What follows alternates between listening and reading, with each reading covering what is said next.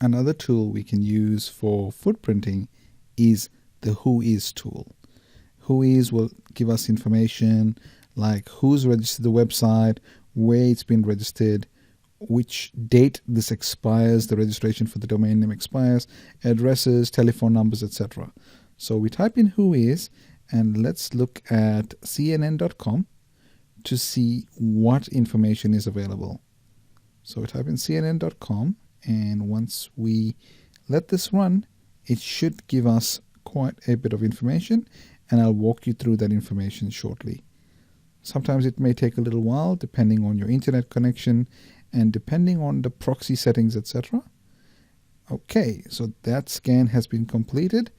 Let's just go back to the beginning so we can actually see what information is available. So if you look here, it tells me the server name, and the server is owned by Guli.com. It gives me an IP address. It tells me who the registrar is. So this is with a actual registrar. This is the registrar's website and information. It then tells me something more about the Instra Corporation, which is the company that it registered with. It tells me some domain registry information. If I scroll down, let's try and find some important data here.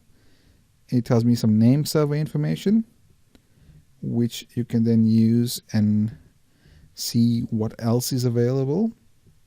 Let me make this a little bit bigger. Scroll down and you'll see the last update to the database. Scroll further down. Here we go. So it tells us the domain name. It gives us an email address of the domain business, possibly a contact number for any abuse, etc. And tells me that the email address is here, which again looks like a domain company that this email address belongs to. Further down, you will see there's some information about, this is basically the domain name, registrar, etc. Further down, you'll note that the expiry date here, which tells us when this domain name expires. So if you're doing a Whois lookup on a domain name, sometimes smaller companies may let domains go and be deregistered.